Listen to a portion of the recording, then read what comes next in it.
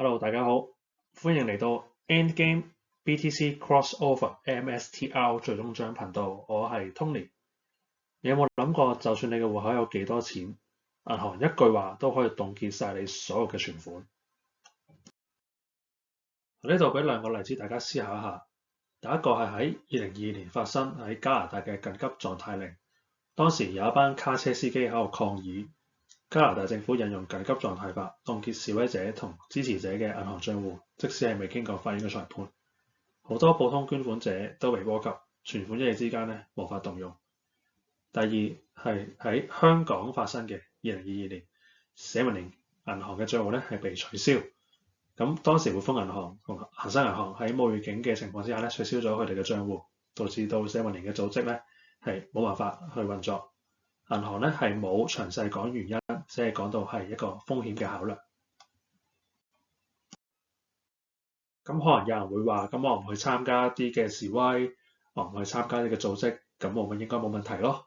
咁其實一般人嘅賬戶都會因為一個交易嘅異常係有機會被凍結嘅。例如喺一個短時間裏面收到一個比較大額嘅數字啦，或者你轉賬嘅時候都係同平時有出入咁其實銀行都係喺冇預警嘅情況下就可以將你嘅戶口凍結，而你要需要提交好多嘅證明文件，同埋花費好多嘅時間先可以解凍翻你嘅賬戶嘅。咁所以即使你戶口裏邊有錢其實銀行一句説話要安全維護風險就可以阻止你用自己嘅存款。咁呢度提到嘅安全究竟係銀行嘅安全啦，定係你嘅安全呢？今日會簡單同大家了解一下點解比特幣 Bitcoin 會稱為未來嘅貨幣，同埋認識改變世界嘅神秘人物中本聰。最後會理解去中心化點樣賦予每個人真正嘅財富自由。喺度好簡單咁同大家簡介一下比特幣 Bitcoin， 亦都簡稱 BTC 究竟係啲咩呢？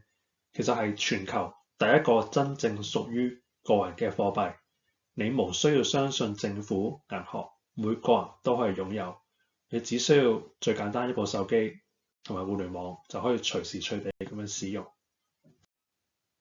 咁究竟係邊個發明比特幣嘅呢？其實佢就係中本聰，一個改變遊戲規則嘅人。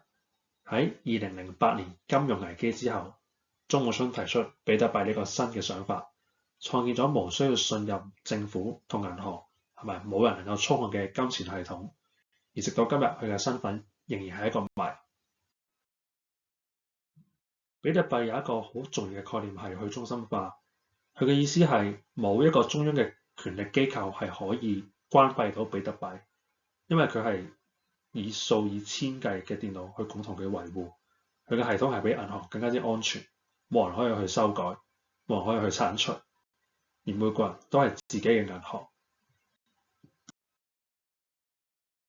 咁點解要去中心化呢？佢嘅重要性就係幫每一個人去抵抗金融嘅壓迫，保護佢哋嘅個人財產，令到全球任何地方嘅每一個人都有平等嘅機會。而比特幣會帶嚟一個自由、透明同埋唔受審查嘅金融未來。喺度俾一個互動嘅問題，大家你究竟相唔相信比特幣 Bitcoin 係未來嘅貨幣呢？歡迎喺下邊留言同埋討論。最後，多謝大家支持喺 YouTube 第一個廣東話嘅比特幣教育頻道，記得 CLS 同埋 subscribe 我嘅 channel。我哋下次再見，拜拜。